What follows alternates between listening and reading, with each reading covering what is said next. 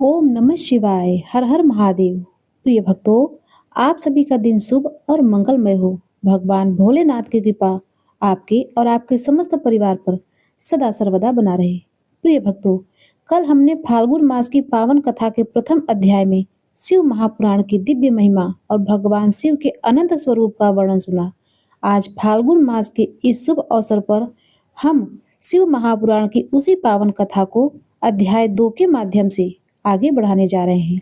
फाल्गुन मास स्वयं शिव भक्ति का महीना है, जिसमें भगवान भोलेनाथ थोड़ी सी श्रद्धा से भी भक्तों के सभी कष्ट हर लेते हैं। जो भक्त फाल्गुन मास में शिव महापुराण की कथा का श्रवण करता है, उसके जीवन में दुख, दरिद्रता और रोग स्वतः दूर हो जाते हैं। तो आइए प्रिय भक्तों, भक्ति भाव से अपने मन को शांत करते हुए भगवान शिव का ध्यान करते और फाल्गुन मास कथा अध्याय 2 का पावन श्रवण प्रारंभ करते हैं। ओम नमः शिवाय। हर हर महादेव। तो प्रिय भक्तों, सबसे पहले प्रथम पूज्य गणेश भगवान का ध्यान करते हुए कथा का शुभारंभ करते हैं। सौनक जी बोले, हे महाभाग सूत जी, आप सर्वज्ञ हैं। हे महामते, आपके कृपा प्रसाद से मैं बारंबार कृतार्थ हुआ हूँ। इस इतिहास को सुनकर मेरा मन अत्यंत आनंद में निमग्न हो रहा है। अतः अब भगवान शिव प्रेम बढ़ाने वाली शिव संबंधिनी दूसरी कथा भी कहिए। अमृत पीने वालों को लोक में कहीं मुक्ति नहीं प्राप्त होती है, किंतु भगवान शंकर के कथा अमृत का पान तो प्रत्यक्ष ही मुक्ति देने वाला है। सदाशिव की जिस कथा के सुनने मात्र से मनुष्य शिवलोक प्राप्त कर लेता है, वह कथा धन्य है, धन्य है। और कथा का श्रवण कराने वाले आप भी धन्य हैं, धन्य है। सूत जी बोले, हे सौनक सुनिए, मैं आपके सामने गोपनीय कथा वस्तु का भी वर्णन करूंगा, क्योंकि आप शिव भक्तों में अग्रगण्य हैं तथा वेद वेत्ताओं में श्रेष्ठ हैं। समुद्र के निकटवर्ती प्रदेश में एक वास्कल्य नामक ग्राम था, जहाँ वैदिक धर्म से विमुख महापापी द्विज निवास करते हैं।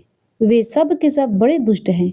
उनका मन दूषित विषयों को भोगों में ही लगा रहता है। वे न देवताओं पर विश्वास करते हैं, न भाग्य पर। वे सभी कुटिल प्रवृत्ति वाले हैं। किसानी करते और भांति भांति के घातक अस्त्र शस्त्र रखते हैं। वे पर स्त्री गमन करने वाले और खल हैं। ज्ञान, वैराग्य तथा धर्म को वे बिल्कुल नहीं जानते। वे सभी पशु बुद्धि वाले हैं और सदा दूषित बातों को सुनने में संलग्न रहते हैं। जहाँ के द्विज ऐसे हों, वहाँ के अन्य वर्णों के विषय में क्या कहा जाए। अन्य वर्णों के लोग भी उन्हीं की भांति कुत्सित विचार रखने वाले, स्वधर्म विमुख एवं खल हैं। वे सदा कुकर्मों में लगे रहते हैं और नित्य विषय भोगों में ही डूबे रहते हैं। वहाँ की सब स्त्रियां भी कुटिल स्वभाव की, स्वेच्छाचारिणी, पापसड़, कुत्सित विचार वाली और व्यभिचारिणी हैं। वे सद्व्यवहार तथा सदाचार से सर्वथा शून्य हैं। कुजनों के निवास स्थान उस वास्कल्य नामक ग्राम में किसी समय एक बिंदुक नामधारी ब्राह्मण रहता था। वह बड़ा अधम था। वह दुरात्मा और महापापी था। यद्यपि उसकी स्त्री बड़ी सुंदर थी, तो भी वह कुमार्ग पर ही चलता था। काम वासना से कलकुशी चित्त वह वैश्यागामी था। उसकी पत्नी का नाम चंचुला था। वह सदा उत्तम धर्म के पालन में लगी रहती थी, तो भी उसे छोड़कर वह दुष्ट ब्राह्मण काम सक्त होकर वैश्यागामी हो गया था। इस तरह कुकर्म में लगे हुए उस बिंदु के बहुत वर्ष व्यतीत हो गए। उसकी स्त्री चंचुला काम से पीड़ित होने पर भी स्वधर्म नाश के भय से क्लेश सह कर भी दीर्घ काल तक धर्म से भ्रष्ट नहीं हुई, परंतु दुराचारी पति के आचरण से प्रभावित होने के कारण काम पीड़ित हो आगे चलकर वह स्त्री भी दुराचारिणी हो गई। भ्रष्ट चरित्र वाली वह कुमार गमिनी अपने पति की दृष्टि बचाकर रात्रि में चोरी छिपे अन्य पापी जार पुरुष के साथ रमण करने लगी। हे मुने, एक बार उस ब्राह्मण ने अपनी उस दुराचारिणी पत्नी चंचुला को कामसक्त हो पर पुरुष के साथ रात्रि में सत्संग करते हुए देख लिया। उस दुष्ट तथा दुराचार में आसक्त मन वाली पत्नी को रात में पर पुरुष के साथ बेविचार रत देखकर वह क्रोधपूर्वक वेग से दौड़ा। उस दुष्ट बिंदु को घर में आया जानकर वह कपटी व्यभिचारिणी तेजी से भाग गया। तब वह दुरात्मा बिंदु अपनी पत्नी को पकड़कर उसे डांटता हुआ मुक्कों से बार बार पीटने लगा।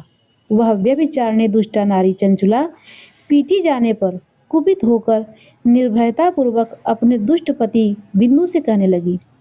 चंचुला बोली, मुझ पति परायण युवती पत्नी को छोड़कर आप कुबुद्धिवश प्रतिदिन वैश्या के साथ इच्छानुसार रमण करते हैं। आप ही बताएं कि रूपवती तथा काम सक्त चित्त वाली मुझ युवती की पति सत्संग बिना क्या गति होती है। मैं अत्यंत सुंदर हूँ तथा नवयौवन उन्मत्त हैं। आपके संग बिना बेविचारी चित्त वाली मैं काम दुखों से कैसे सह सकती हूँ। सूत जी बोले, उस स्त्री के इस प्रकार कहने पर वह मूढ़ बुद्धि मूर्ख ब्राह्मण धम स्वधर्म विमुख दुष्ट पापी बिंदुक कहने लगा। बिंदुक बोला, काम से व्याकुल चित्त होकर तुमने यह सत्य ही कहा है। हे प्रिय, तुम भय त्याग दो और मैं जो तुमसे हित से बात कहता हूँ उसे सुनो। तुम निर्भय होकर नित्य पर पुरुष के साथ सत्संग करो, उन्हें संतुष्ट करके उनसे धन खींचो। वह सारा धन वैश्या के प्रति आसक्त मन वाले मुझको दे दिया करो। इससे तुम्हारा और मेरा दोनों का ही स्वार्थ सिद्ध हो जाएगा। सूत जी बोले, पति का यह वचन सुनकर उसकी पत्नी चंचुला ने प्रसन्न होकर उसकी कही बात मान ली। उन दोनों दुराचारी पति पत्नी ने इस प्रकार समझौता कर लिया। वे दोनों निर्भय चित्त से कुकर्म लीन हो गए। इस तरह दुराचार में डूबे हुए उन मूढ़ चित्त वाले पति पत्नी का बहुत सा समय व्यर्थ बीत गया। तदंतर शूद्र जातीय वैश्या का पति बना हुआ वह दूषित बुद्धि वाला दुष्ट ब्राह्मण बिंदु समयानुसार मृत्यु को प्राप्त हो नरक में जा पड़ा। बहुत दिनों तक नरक के दुख भोग कर वह मूढ़ बुद्धि पापी विंध्य पर्वत पर भयंकर पिशाच हुआ। इधर उस दुराचारी पत्नी बिंदु के मर जाने पर वह मूढ़ हृदया चंचुला बहुत समय तक पुत्रों के साथ अपने घरों में ही रही। इस प्रकार प्रेम पूर्वक कामसक्त होकर जारों के साथ विहार करती रही। उस चंचुला नामक स्त्री का कुछ कुछ यौवन समय के साथ ढलने लगा। एक दिन दय योग से किसी पुण्य पर्व के आने पर वह स्त्री भाई बंधुओं के साथ गोकर्ण क्षेत्र में गई। तीर्थ यात्रियों के सत्संग से उसने भी उस समय जाकर किसी तीर्थ के जल में स्नान किया। फिर वह साधारणतया मेला देखने के लिए दृष्टि से बंधुजनों के साथ यत्र तत्र घूमने लगी। घूमती घामती किसी देव मंदिरों में उसने एक दैवज्ञ ब्राह्मण के मुख से भगवान शिव की पवित्र एवं मंगलकारी उत्तम पौराणिक कथा सुनी। कथावाचक ब्राह्मण कह रहे थे कि जो स्त्रियां पर पुरुषों के साथ बेविचार करती हैं वे मरने के बाद जब यमलोक में जाती हैं तब यमराज दूत उनकी योनि में तपे हुए लोहे का सरिया डालते हैं। पौराणिक ब्राह्मण के मुख से यह वैराग्य बढ़ाने वाली कथा सुनकर चंचुला भय से व्याकुल हो वहां थरथर कांपने लगी। जब कथा समाप्त हुई और लोग वहां से बाहर चले गए तब वह भयभीत नारी एकांत में शिव पुराण की कथा बाचने वाले उन ब्राह्मण से कहने लगी। चंचुला ने कहा, ब्राह्मण, मैं अपने धर्म को नहीं जानती थी, इसीलिए मेरे द्वारा बड़ा दुराचार हुआ है। स्वामिन, इसे सुनकर मेरे ऊपर अनुपम कृपा आप मेरा उद्धार कीजिए। हे प्रभु, मैंने मूढ़ बुद्धि के कारण घोर पाप किया है। मैंने कामग्ध होकर अपनी संपूर्ण युवा अवस्था बेविचार में बिताया है। आज वैराग रस से ओतप्रोत आपके इस वचन को सुनकर मुझे बड़ा भय लग रहा है। मैं कांप उठी हूँ और मुझे इस संसार से वैराग्य हो गया है। मुझ मूढ़ चित्त वाली पापिनी को धिक्कार है। मैं सर्वथा निंदा के योग्य हूँ। मैं कुत्सित विषयों में फंसी हुई हूँ और अपने धर्म से विमुख हो गई हूँ। थोड़े से सुख के लिए अपने हित का नाश करने वाले तथा भयंकर कष्ट देने वाले घोर पाप मैंने अनजाने में ही कर डाले। हाय, न जाने किस किस घोर कष्टदायक दुर्गति में मुझे पड़ना पड़ेगा और वहां कौन बुद्धिमान पुरुष कुमार्ग में मन लगाने वाली मुझ पापिनी का साथ देगा। मृत्यु काल में उन भयंकर यमदूतों को मैं कैसे देखूंगी जब वे बलपूर्वक मेरे गले में फंदे डालकर मुझे बचाएंगे। तब मैं कैसे धीरज धारण कर सकूंगी। नरक में जब मेरे शरीर के टुकड़े टुकड़े किए जाएंगे उस समय विशेष दुख देने वाली उस महायातना को मैं वहां कैसे सहूंगी। दुख और शोक से ग्रस्त होकर मैं दिन में सहज इंद्रिय व्यापार और रात्रि में नींद कैसे प्राप्त कर सकूंगी। हाय, मैं मारी गई, मैं जल गई, मेरा हृदय विदृढ़ हो गया है और मैं सब प्रकार से नष्ट हो गई हूँ। क्योंकि मैं हर तरह से पाप में ही डूबी रही हूँ। हाय विधाता, मुझ पापनी को आपने हताए ऐसी दुर्बुद्धि क्यों दी, जो सभी प्रकार का सुख देने वाले स्वधर्म से दूर कर देती है। हे द्विज, शूल से बिंध्या हुआ व्यक्ति उस पर्वत शिखर से गिरने पर जैसा घोर कष्ट पाता है, उससे भी करोड़ गुना कष्ट मुझे है। सैकड़ों अश्वमेध करके अथवा सैकड़ों वर्षों तक गंगा स्नान करने पर भी मेरे घोर पाप की शुद्धि संभव नहीं देखती। मैं क्या करूं, कहाँ जाऊं और किसका आश्रय लूं? मुझ नरकगामिनी की इस संसार में कौन रक्षा करेगा? हे ब्राह्मण, आप ही मेरे गुरु हैं, आप ही माता और आप ही पिता हैं। आपकी शरण में आई हुई मुझ दीन अबला का उद्धार कीजिए प्रभु। सूत जी बोले, हे सौनक, इस प्रकार खेद और वैराग्य से युक्त हुई चंचुला उस ब्राह्मण के चरणों में गिर पड़ी। तब उन बुद्धिमान ब्राह्मण ने कृपा पूर्वक उसे उठाकर इस प्रकार कहा। ब्राह्मण बोले, सौभाग्य की बात है कि भगवान शंकर की कृपा से शिव पुराण की इस वैराग्य युक्त तथा श्रेष्ठ कथा को सुनकर तुम्हें समय पर चेत हो गया है। हे ब्राह्मण पत्नी, तुम डरो मत, भगवान की शिव की शरण में जाओ। शिव की कृपा से सारा पाप तत्काल नष्ट हो जाता है।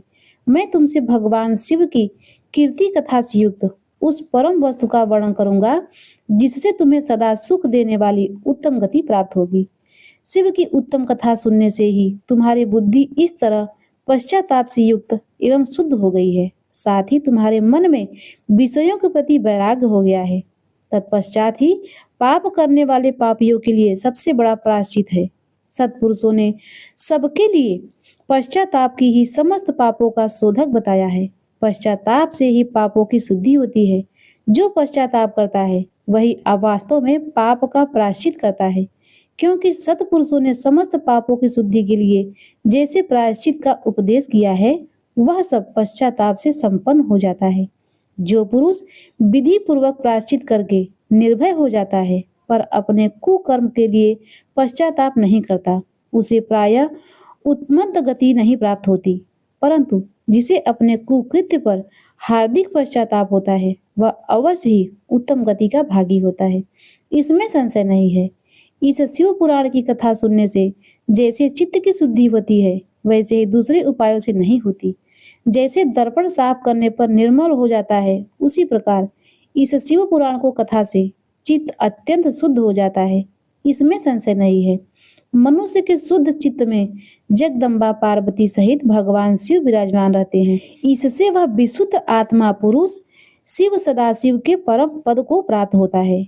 इस प्रकार वह कथा रूपी साधन सभी प्राणियों के लिए उपकारी है और इसी कारण महादेव जी ने इसको आग्रह पूर्वक प्रकट किया है। इस कथा से भगवान उमापति का ध्यान सिद्ध हो जाता है। उस ध्यान से परम ज्ञान और उससे मोक्ष की प्राप्ति होती है। भगवान शंकर के ध्यान में मग्न हुए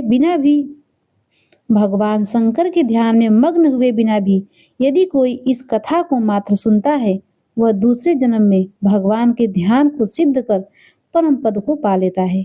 इस कथा के श्रवण से भगवान शंकर के ध्यान को प्राप्त कर पश्चाताप करने वाले पापी पुरुष सिद्धि को प्राप्त हो गए हैं। इस उत्तम कथा का श्रवण समस्त मनुष्यों के लिए कल्याण का बीज है। अतः यथोचित शास्त्रोक्त मार्ग से इसकी आराधना करना अथवा सेवा करनी चाहिए। यह कथा श्रवण भव बंधन रूपी रोग का नाश करने वाला है। भगवान शिव की कथा को सुनकर फिर अपने हृदय में उसका मनन एवं निधि ध्यान करने से पूर्णतया चित्त शुद्धि हो जाती है। चित्त शुद्धि होने से महेश्वर की भक्ति अपने दोनों पुत्रों ज्ञान और वैराग्य के साथ निश्चय ही प्रकट होती है। तत्पश्चात महेश्वर के अनुग्रह से दिव्य मुक्ति प्राप्त होती है। इसमें संशय नहीं है। जो शिव भक्ति से वंचित है, उसे पशु समझना, क्योंकि उसका चित्त माया के बंधन में आसक्त है। वह निश्चय ही संसार के बंधन से मुक्त नहीं हो पाता। हे ब्राह्मण पत्नी, इसीलिए तुम विषयों के मन को हटा लो और भक्ति भाव से भगवान शंकर की इस परम पावन कथा को सुनो। परमात्मा शंकर की इस कथा को सुनने से तुम्हारे चित्त की शुद्धि होगी और उससे तुम्हें मोक्ष की प्राप्ति हो जाएगी। निर्मल चित्त से भगवान शिव के चरणाबिंदों को चिंतन करने वाले की एक ही जन्म में मुक्ति हो जाती है। यह मैं तुमसे सत्य सत्य कहता हूँ। सूत जी बोले, सौनक, इतना कहकर वे श्रेष्ठ शिव भक्त ब्राह्मण मौन हो गए। उनका हृदय करुणा से आर्द्र हो गया था। वे शुद्ध चित्त महात्मा भगवान शिव के ध्यान में मग्न हो गए। तदंतर बिंदु की पत्नी चंचुला मन ही मन प्रसन्न हो उठी। ब्राह्मण का उक्त उपदेश सुनकर उनके नेत्रों में आनंद के आंसू छलक आए थे। वह ब्राह्मण पत्नी चंचुला हर्षित हृदय से उन श्रेष्ठ ब्राह्मण के चरणों में गिर पड़ी और हाथ जोड़कर बोली, मैं कृतार्थ हो गई। तत्पश्चात उठकर वैराग्य युक्त तथा उत्तम बुद्धि वाली वह स्त्री, जो अपने पापों के कारण आतंकित थी, उन महान शिव भक्त ब्राह्मण से हाथ जोड़कर गदगद वाणी में कहने लगी। चंचुला बोली, हे ब्राह्मण, हे शिव भक्तों में श्रेष्ठ, हे स्वामिन, आप धन्य हैं, परमार्थदर्शी हैं और सदा परोपकार में लगे रहते हैं। इसीलिए आप श्रेष्ठ साधु पुरुषों में प्रशंसा के योग्य हैं। हे साधु, मैं नरक के समुद्र में गिर रही हूँ, आप मेरा उद्धार कीजिए प्रभु।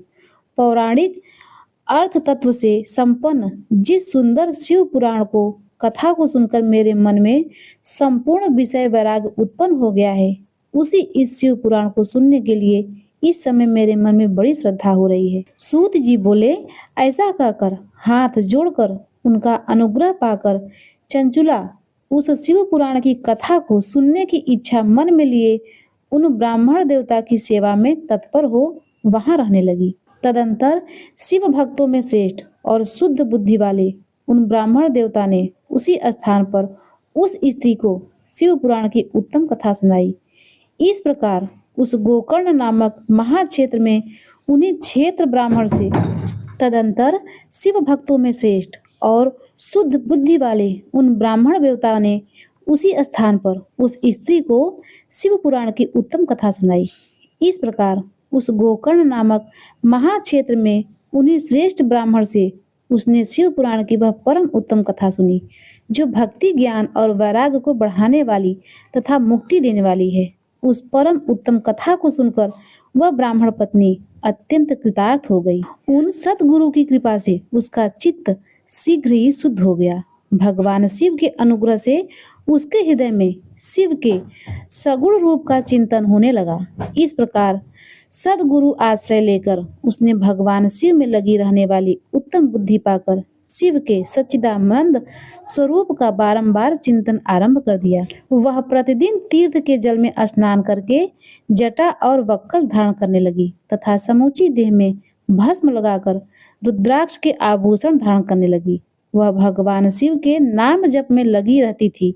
संयति वाणी और अल्पाहार करते हुए गुरु के बताए मार्ग से वह शिव जी को प्रसन्न करने लगी। हे सौनक, इस प्रकार शंभु का उत्तम ध्यान करते हुए उस चंचुला का बहुत सा समय बीत गया।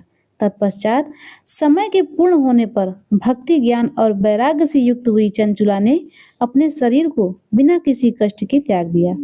इतने में ही त्रिपुर शत्रु भगवान शिव का भेजा हुआ एक दिव्य विमान द्रुत गति से वहां पहुंचा, जो उनके अपने गढ़ों से संयुक्त और भांति भांति के शोभा साधनों से संपन्न था। चंचुला उस विमान पर आरूढ़ हुई और भगवान शिव के श्रेष्ठ पार्षदों ने उन्हें तत्काल शिवपुरी में पहुंचा दिया। उसके सारे मल धुल गए थे। वह दिव्य रूप धारणी दिव्यांगना हो गई थी। उसके दिव्य अव्यय उसकी शोभा बढ़ाने लगे थे। मस्तक पर अर्ध चंद्रमा का मुकुट धारण किए वह गौरांगी देवी शोभाशाली दिव्य आभूषणों से विभूषित थी। वहां पहुंचकर उसने त्रिनेत्रधारी महादेव जी को देखा। ब्रह्मा विष्णु आदि देवता उन सनातन शिव की सेवा कर रहे थे।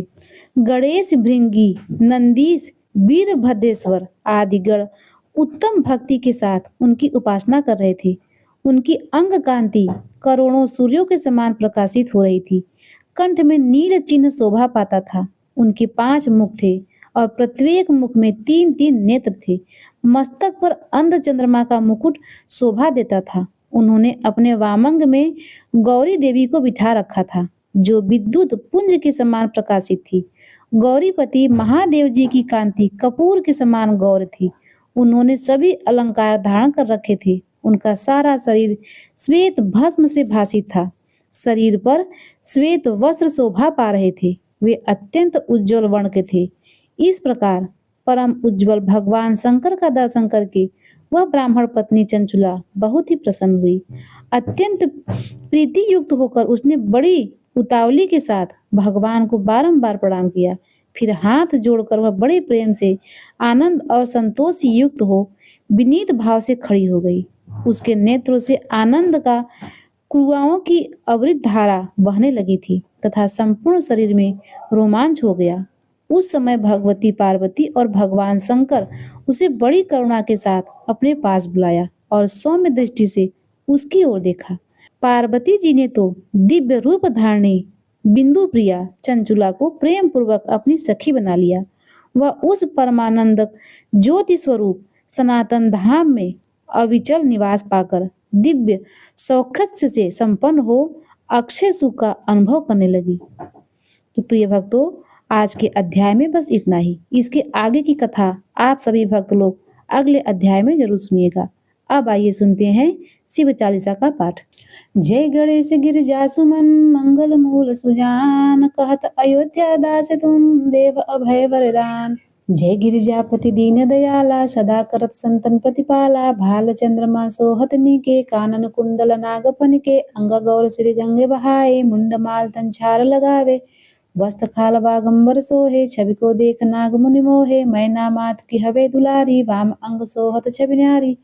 करते सूल सोहत छवि भारी, करे सदा शत्रुंजयकारी। नंदी गणे सोहें तह कैसे, सागर मध्य कमल है जैसे। कार्तिक श्याम और गणराऊ, या छप को कही जात न काऊ। देवन जब ही जाय पुकारा, तब ही दुख प्रभु आप निवारा। किया उपद्रव तारक भारी, देवन सब तुम्हें जुहारी। तुरत खड़ानन आप पठायो, लौ निमेष महामार गिरायो। आप जलंधर असुर संहारा, सुयस तुम्हारा विधि संसारा। त्रिपुरासन से युद्ध मचाई, सभय कृपा कर लीन बचाई। किया तपहि भागीरथ भारी, पूर्व प्रतिज्ञा तासु पुरारी। दानिन महतम सम कोई नाही, सेवक अस्तुत करें सदाही। वेद नाम महिमा तव गाई, अकथ अनाथ भेद नहीं पाई। प्रगट गत मंथन में ज्वाला, जरत सुरासुर भय बिहाला। कीनि दया तह करी सहाई, नीलकंठ तब नाम कहाई। पूजन रामचंद्र जब कीन्हा, जीत के लंका भीषण दीन्हा। सहस कमल में हो रहे धारी, कीनी परीक्षा तबे पुरारी। एक कमल प्रभु राखे गोई, कमल नयन पूजय च सोई। कठिन भक्त देखी प्रभु शंकर, भय प्रसन्न दिए इच्छित बर। जय जय जय अनंत अविनाशी, करत कृपा सबके घटवासी। दुष्ट सकल नित मोहि सतावे, भ्रमत रहो मोहि चैन न आयो। त्राहि त्राहि मैं नाथ पुकारूं, यही अवसर मोहि आन उबारो। लय त्रिशूल शत्रुओं को मारो, संकट से मोहि आन उबारो। मात पिता भ्राता सब कोई, संकट में पूछे न कोई। स्वामी एक है आस तुम्हारी, आई हरो अब संकट भारी। धन्य धन को दे सदा ही, जो कोई जाचे सो फल पावे। अस्तुत कहवित करो तुम्हारी, क्षमो नाथ अब चूक हमारी। शंकर हो संकट के नाशक, मंगल कारक विघ्न विनाशक। योगी यत मन ध्यान लगावे, सारद नारद शीस नमावे। नमो नमो जय नमो शिवाय, श्री ब्रह्मा दिक्पाल न पावे। जो या पाठ करे मन लाई, तापर होते शंभु सहाय। ऋणिया जो कोई हो अधिकारी, पाठ करे सो पावन हारी। पुत्रहीन इच्छा कर जोई, निश्चय शिव प्रसाद ते होई। पंडित त्रयोदशी को लावे, ध्यान पूर्वक होम करावे। त्रयोदशी व्रत करे हमेशा, तन्मयता के रहे कलेशा। धूप दीप नैवेद्य चढ़ावे, शंकर सम्मुख पाठ सुनावे। जन्म जन्म के पाप नशावे, अंतवासीपुर में पावे। कहे अयोध्या दास तुम्हारी, जान सकल दुख हरव हमारी। नित्य नेम कर प्रातः ही पाठ करा चालीसा। तुम मेरी मनोकामना पूर्ण करो जगदीश। मग 67 है मंत्रित संवत 64 जान। अस्तुत चालीसा शिव ही पूर्ण की निकल्या। ओम नमः शिवाय। प्रिय भक्तों, अब आइए सुनते हैं शिव जी की आरती। ओम जय शिव ओंकारा, हरि जय शिव ओंकारा। ब्रह्मा विष्णु सदा शिव, अर्धांगी धारा। ओम जय शिव ओंकारा। एकानन चतुरानन पंचानन राजे। हंसानन गरुड़ासन वृषवाहन साजे। दो भुज चार चतुर्भुज, 10 भुज अति सोहे। तीनों रूप निरखिता, त्रिभुवन जन मोहे। अक्षमाला वनमाला मुंडमाला धारी। चंदन मृग मद सोहे, भोले शशिधारी। श्वेतांबर पीतांबर बागंबर अंगे। सनकादिक प्रभुतादिक भूतादिक संगे कर्मे मध्य कमंडल चक्र त्रिशूल धरिता जन करता जग भरता जग पालन करता ब्रह्मा विष्णु सदा शिव जानत अविवेका स्वर्णाक्षर में शोभित ये तीनों एका त्रिगुण स्वामी जी की आरती जो कोई नर गावे कहत शिवानंद स्वामी सुख संपत्ति पावे ओम जय शिव ओंकारा ओम जय शिव ओंकारा जय शिव ओंकारा ब्रह्मा विष्णु सदा शिव हरिधांगी धारा ओम जय शिव ओंकारा। तो प्रिय भक्तों, एक बार प्रेम से बोलिए नमः पार्वती पतये हर हर महादेव।